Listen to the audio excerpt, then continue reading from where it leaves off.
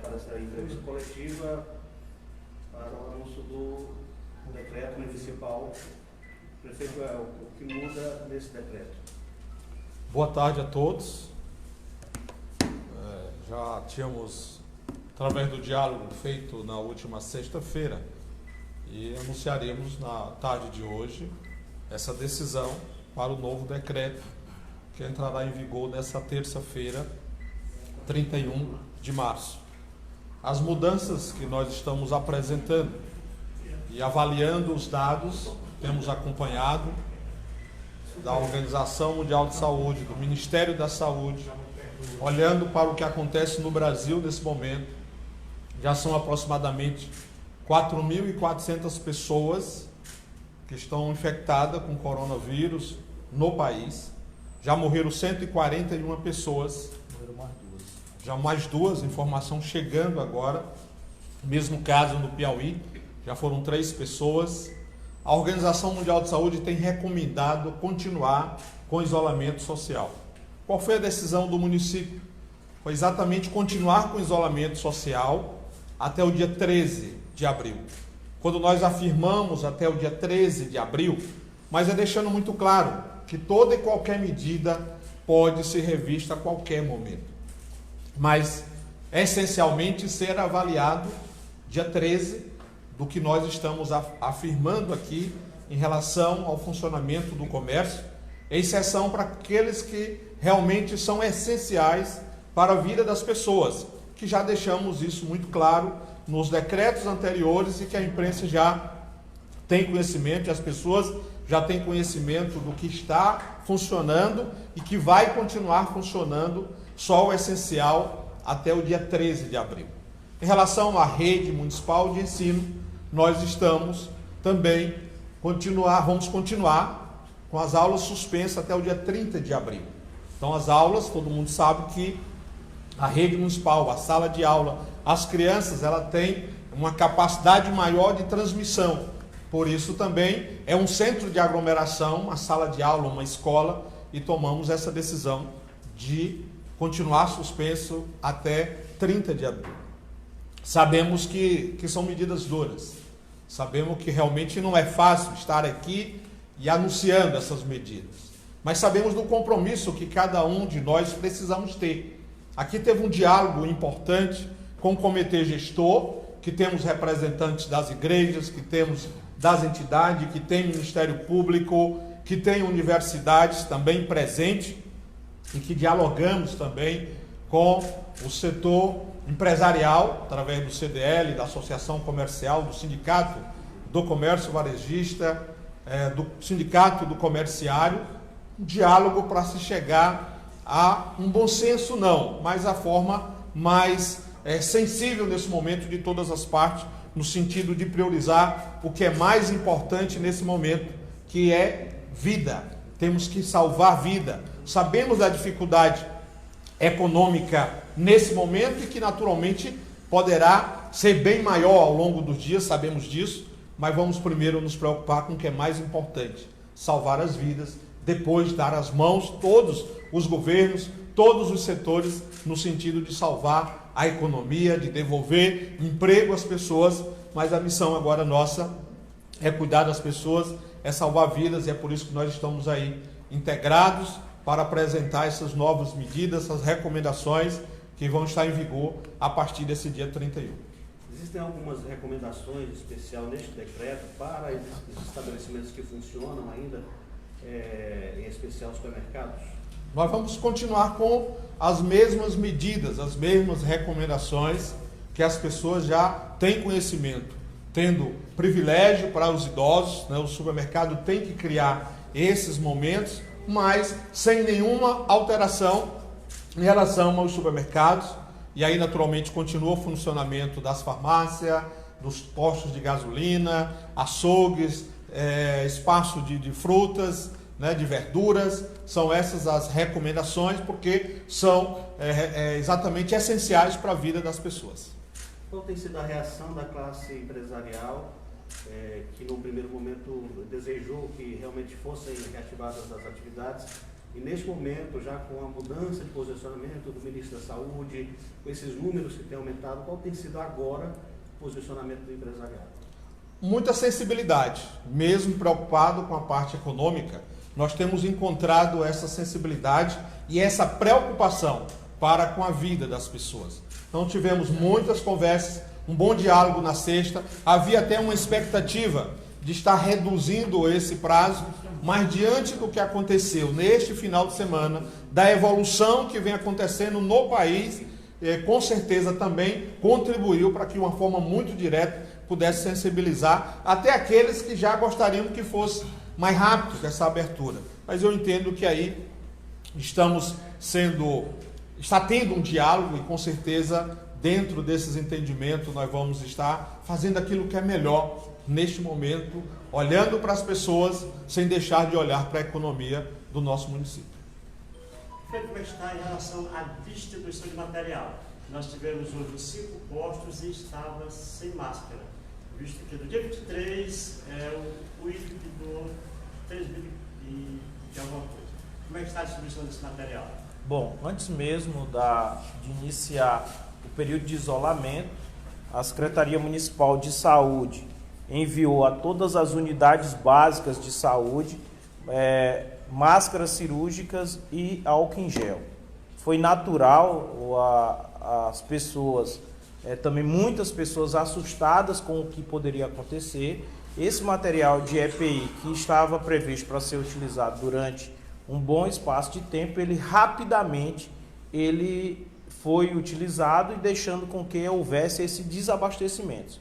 A partir daí, a Secretaria Municipal de Saúde utilizou o racionamento na entrega desses equipamentos, haja visto que não há nos fornecedores a oferta desse produto. Então, para que não houvesse prejuízo nos atendimentos, essa entrega é feita pela Secretaria Municipal de Saúde em embalagens individualizadas para cada profissional, para que ele possa, de posse do seu EPI, fazer os cuidados necessários. Lembrando que essa entrega aconteceu até a última sexta-feira e hoje foi também realizado o reabastecimento.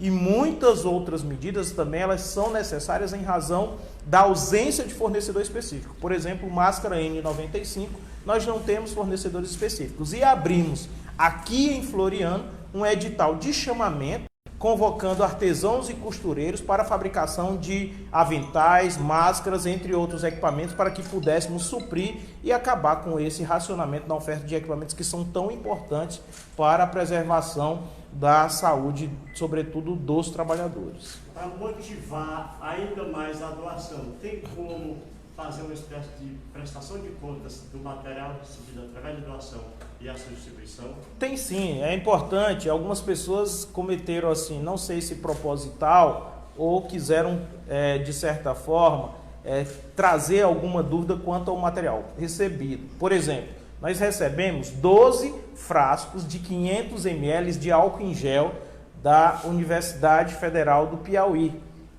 Nós somos gratos a essa doação, mas as pessoas não tiveram cuidado de verificar a quantidade do material doado e com isso pensa que essas quantidades elas não estão sendo utilizadas. Nós temos só unidades básicas de saúde, 24 unidades básicas de saúde.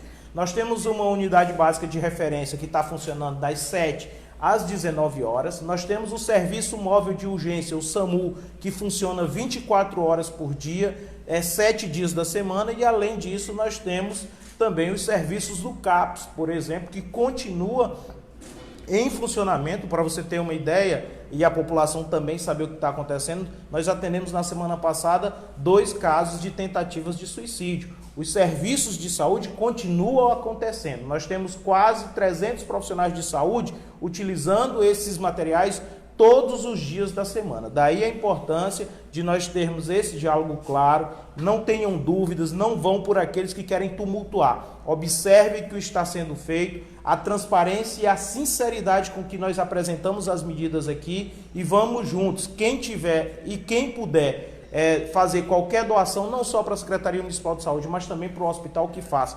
Parte dos materiais que nós recebemos, por exemplo, da Drogaria Roma, também nós destinamos ao hospital. E essa dobradinha e essa ação conjunta continua sendo realizada porque o que é mais importante é um conjunto de ação integrada visando a promoção e a prevenção do coronavírus em Floriano e também em Barão de Grajaú, cidades co-irmãs. Aproveitando a presença do secretário, antes de retornar ao prefeito, muitas pessoas perguntando sobre a vacina da gripe contra a gripe influenza. Qual a perspectiva em termos de doses, se já chegaram novas doses, se essas doses acabaram? Bom, todos aqui têm conhecimento e a população é importante ficar atenta a essa informação. A campanha da influenza, que estava marcada para abril, foi antecipada acertadamente pelo ministro da Saúde, Luiz Henrique Mandetta, e, todavia, essa antecipação ela não foi acompanhada da logística necessária para fazer com que essas vacinas chegassem aos estados e os estados pudessem distribuí-las aos municípios. Lembrando que município nem estado compram vacina e nem tampouco fabricam. Todas essas vacinas são adquiridas exclusivamente pelo Ministério da Saúde. Floriano já recebeu 5.000 doses até a sexta-feira. Hoje nós recebemos mais 1.200. Quem são o público-alvo dessa vacinação? São os profissionais de saúde. Inclusive hoje nós enviamos 400 doses para o Hospital Regional Tibério Nunes e também os idosos. Então, nesse público-alvo, nós estamos dando atenção, sobretudo, aos idosos acamados, porque nós estamos indo até eles para fazer essa vacinação, de modo que o público inicial era 8.000, mais de 8.000 pessoas, e nós recebemos pouco menos de 6.400 vacinas. Então, nós entendemos o esforço do Ministério da Saúde. Essas vacinas elas estão faltando em várias cidades do Brasil, mas a razão foi essa, foi uma antecipação de algo que estava planejado para acontecer em abril. Lembrando que a vacinação contra a influenza também é distribuída a outros públicos, a exemplo dos professores da rede municipal, pessoas portadoras de doença crônica, mas nesse momento a vacinação é dirigida somente aos profissionais da saúde e aos idosos com 60 anos ou mais. Obrigado, secretário. Prefeito, uma pergunta sobre a questão, o senhor ontem anunciou a distribuição de 10.000 cestas de alimentos como uma das medidas tomadas pelo município para amenizar esse momento difícil. Como é que será essa distribuição dessas cestas? São várias medidas que nós estamos no dia a dia anunciando nesse enfrentamento do coronavírus em nossa cidade. As cestas básicas é mais uma delas, e são 10.000 cestas. Nós já temos uma prática no município, no período da Semana Santa, fazermos essa entrega. Estamos antecipando, ampliamos esse número porque é um momento crítico e estamos trabalhando, primeiro, num trabalho coordenado pelas Secretarias de Educação, de Saúde e Assistência Social. Nós vamos estar fazendo um trabalho focando o cadastro Bolsa Família e um cadastro que é feito pelo acompanhamento do agente comunitário de saúde, que vão estar lá na sua região acompanhando esse trabalho de distribuição. Então, é um objetivo de chegar a quem realmente mais precisa neste momento. Então, estabelecemos critérios claros, recomendar às pessoas, não vai ter aglomeração, porque esse trabalho está sendo feito bem coordenado para que a cesta básica chegue na casa dessas pessoas.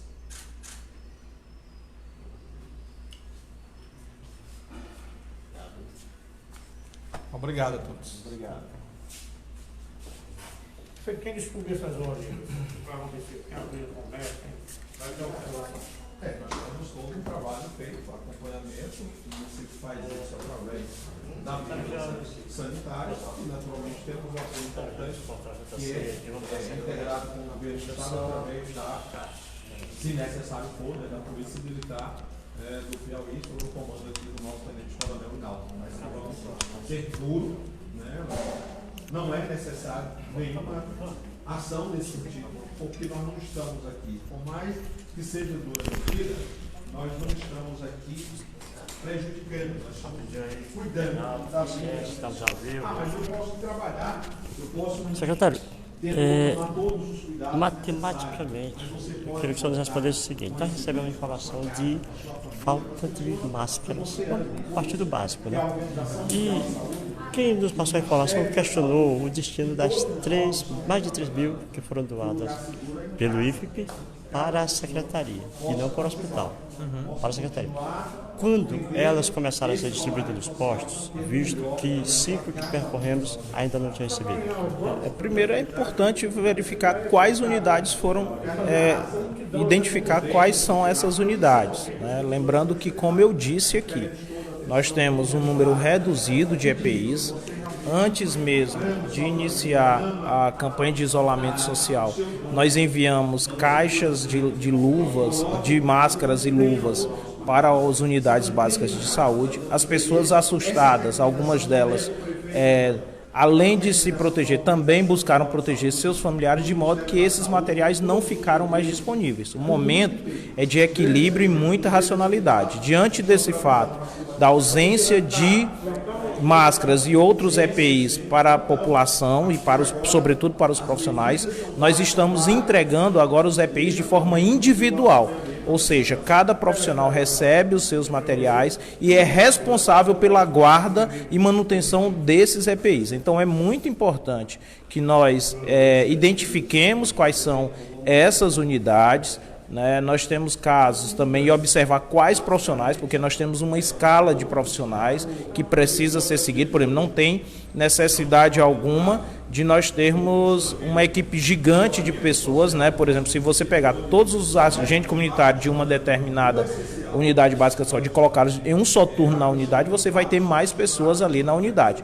E também o uso de máscaras, nesse momento, elas têm recomendações específicas. Inclusive, essas recomendações foram apresentadas pelo nosso infectologista do município, doutor Vinícius, e tem um protocolo que deve ser seguido com o fluxo desse paciente, quais são as medidas que devem ser tomadas dentro da unidade básica de saúde para justamente evitar o uso desnecessário de máscaras. Nós temos um exemplo claro, pessoas que saem às ruas com máscara, tira e bota, bota e tira, bota no pescoço. Aquele tipo de conduta não ajuda na prevenção de nada, pelo contrário, muitas vezes pegam os vírus e levam diretamente à pessoa. É preciso observar de fato quais são as medidas e os protocolos necessários para o uso de equipamentos de proteção individual, e as nossas equipes foram treinadas para isso.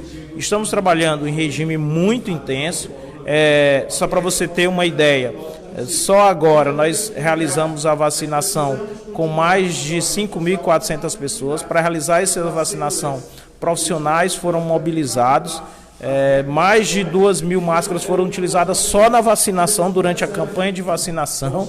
É importante que se diga. Todas as unidades básicas de saúde estão abertas durante a semana. Nós temos uma unidade básica funcionando em regime estendido e todos esses profissionais estão usando máscara. De modo que a ajuda e a doação que nós recebemos, ela se somou aos outros materiais que nós já temos, e nós vamos continuar. Enquanto tiver esse racionamento de oferta, nós vamos continuar com esse modelo de entrega de EPIs individualmente para cada servidor, com a finalidade de nós evitarmos qualquer desperdício ou qualquer uso desnecessário. A Luzimeire perguntando se vai ser feito algum hospital de campanha. Bom, no momento em Floriano nós não temos nenhum equipamento que possa ser destinado, Luzimeire, para montagem desse hospital de campanha. O que é um hospital de campanha? É importante as pessoas identificarem as atribuições e como pode ser operacionalizado cada situação.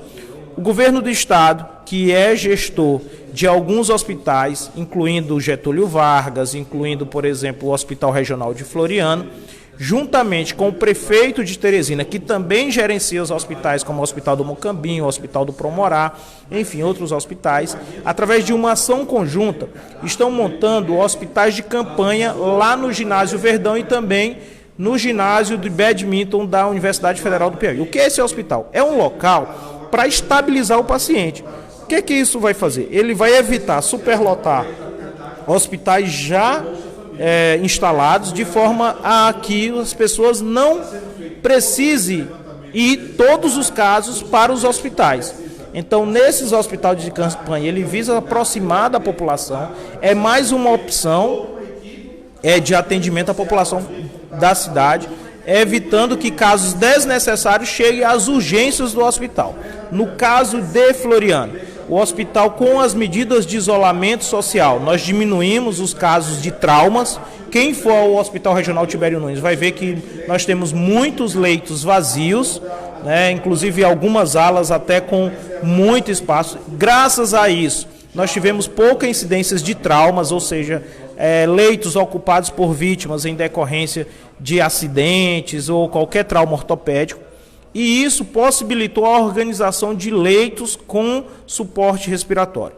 Em Floriano, a Secretaria Municipal de Saúde montou a unidade básica de referência, que é a FUNASA. Nessa unidade básica de referência, nós temos profissionais médicos, 2 por cada turno, funciona das 7 às 19 horas por enquanto. Secretário, e por que não ampliar? Porque não houve procura. Então é preciso que as medidas elas sejam adotadas não com o intuito de dar visibilidade política, mas do intuito de resolver de fato o problema da população. Então, nesse momento, nós não temos a necessidade de ampliar o atendimento, o horário de funcionamento dessa unidade de referência. Nessa unidade, nós também temos leitos para estabilização. Lá nós temos equipamentos para verificar, por exemplo, a saturação de oxigênio da pessoa. Lá nós temos suporte de oxigênio a fim de que, caso chegue algum paciente com algum sintoma respiratório grave, nós vamos estabilizar esse paciente e transferi-lo para o Hospital Regional Tibério Nunes. Então foi uma conduta, um modelo adotado para Floriano. Essa é a realidade de Floriano hoje. E claro, tudo aquilo que for possível implementar vai ser feito, mas nós não vamos fazer nada para como se fossem medidas longínquas que não têm condições de ser implementadas. Então, nesse momento, nós não temos como implementar o hospital de campanha. Nós estamos montando unidades básicas de referência, dotadas de suporte respiratório para estabilizar e com horário diferenciado de atendimento, e é isso que está acontecendo, por exemplo, na FUNASA hoje. Havendo necessidade de ampliar, vamos ampliar mais ainda a oferta desse serviço. Alguns comerciários pediram a redução no horário de funcionamento dos supermercados. É viável essa medida, secretário? No momento como esse, em que nós estamos buscando evitar aglomerações, o ideal era que nós buscássemos a ampliação do horário, como acontece em Teresina, onde nós temos supermercados funcionando até a meia-noite, por exemplo. Então, com o fim de evitar aglomerações, o ideal é que se prorrogasse o horário de funcionamento desse tipo de estabelecimento, naturalmente, havendo não é utilizando o mesmo funcionário, é contratando mais funcionários ou realizando uma escala que pudesse ampliar o horário de funcionamento, e com essa ampliação, naturalmente, nós teríamos menos pessoas em alguns horários, porque teria mais tempo para as pessoas se deslocarem a esses estabelecimentos. Secretário, muito obrigado e que a gente vença essa luta. Eu que estou à disposição, eu quero assim deixar um recado muito claro às pessoas. Não é hora de nós adotarmos medidas que visem tão somente dar conotação política, visibilidade política. Não é disso que nós estamos falando. É hora de adotar medidas concretas de enfrentamento, medidas sérias, com compromisso, que buscam ter efetividade. Não é hora de protagonismo pessoal. É hora de, juntos, tomarmos medidas coerentes, medidas uniformes e que possam, de fato, salvar vidas. Nós temos algumas decisões que elas são tomadas mais facilmente, são implementadas mais facilmente, como essa unidade básica de saúde que funciona em horário estendido, e nós temos medidas mais complexas, como a implantação de novos leitos de UTI. São medidas que não acontecem da noite para o dia. A montagem desses equipamentos de leitos de UTI, eles dependem da aquisição de equipamentos, que muitas vezes esses equipamentos precisam de matéria-prima que vem da China ou de outros países. Então não é fácil. Se fosse fácil, nós teríamos muito mais leito. No Brasil, nós temos 55 mil leitos de UTI na rede pública e na rede privada. Então medidas como essas, pandemias como essas, elas deixarão um exemplo muito claro de como nós devemos avançar no enfrentamento e na disponibilização de leitos, porque esses leitos também serão utilizados para outras doenças. Portanto, não se trata de uma medida simplória que se faz da noite para o dia. É preciso ter compromisso, é preciso ter seriedade e serenidade no enfrentamento e na aplicação de medidas efetivas que possa, de fato, prevenir a população e diminuir os efeitos dessa pandemia, sobretudo aqui na cidade de Floriano. Só mais uma pergunta aqui, estão perguntando sobre as oficinas e borracharias. Se continua tudo como antes, elas permanecem fechadas também? Exatamente, elas permanecem fechadas. Nós entendemos e compreendemos, eu particularmente compreendo muito bem essa questão da economia. De fato, eu quero fazer a reflexão nas pessoas. O decreto que suspendeu as atividades no comércio, ele vigorou a partir do dia 20. O comércio ainda funcionou boa parte dele até o sábado. Então nós tivemos até agora, contando hoje, apenas 6 dias, contando hoje, de efetivo fechamento do comércio. Então é preciso a gente lembrar disso, para que a gente não possa estar com o discurso de que está se destruindo. São 6 dias. 6 dias que fizeram a diferença na organização do fluxo hospitalar do Tibério Nunes, por exemplo. Então, nós estendemos essas medidas até o dia 13. Teremos aí mais 5 dias úteis, 4 dias úteis, mais o sábado, 5 dias úteis de efetivo comércio, que nós estamos adotando as medidas de fechamento para que possamos continuar com o isolamento social. Por quê? Porque o próprio ministro da Saúde já voltou à fala correta. Nós tivemos uma divergência nesse ponto econômico devido ao posicionamento do presidente da República, que inicialmente foi acompanhado pelo ministro Mandetta, mas que não quis assumir essa culpa e na contramão do que diz a Organização Mundial de Saúde, do que diz os outros países. Nós tivemos o caso com o prefeito de Milão, que se reportou publicamente a decisão equivocada que havia tomado, incentivando as pessoas a ir para a rua. O isolamento social já trouxe benefícios na organização hospitalar. Foi possível, com isso nós diminuímos doenças com traumas, nós diminuímos cirurgias eletivas. Então, trouxe medidas eficientes e tempo necessário para que o serviço público de saúde como um todo pudesse se organizar. E é por isso que nós estamos estendendo essa medida até o dia 13. Nós queremos chamar a atenção que em Floriano o público de diabéticos, de hipertensos é muito grande. Então nós estamos preservando vidas, estamos preservando essa pessoa. Não está escrito na testa quem vai precisar do leito de UTI, do suporte respiratório. E o que mais chama a atenção é o fato de que a manifestação da doença tem sido muito rápida e que algumas pessoas, a exemplo do prefeito de São José do Divino, não tiveram nem tempo de chegar a uma UTI. Então o que nós estamos primando aqui é pelo que é mais importante, que é a vida. Okay, muito obrigado, secretário. Então nós começamos com o secretário de Saúde do município, o secretário James Rodrigues, sobre o decreto do Poder Público Municipal que se estendeu por mais 15 dias. Muito obrigado a cada um de vocês. Desculpem as perguntas que não foram repassadas. As escolas permanecem, Simone, da mesma maneira, certo? As escolas permanecem, ou seja, estão paradas, vão permanecer paradas. A Adriana pergunta aqui, secretário, não concorda com o pensamento em relação a quem trabalha no supermercado. Eles são expostos a riscos, todos os outros funcionários também. Bom, pessoal, vamos encerrar por aqui. O vídeo já está meio longo. Vocês vão poder participar e debater depois, que é assim que funciona no JC 24 horas. Muitíssimo obrigado a cada um de vocês pela participação. Portal JC 24 horas com você.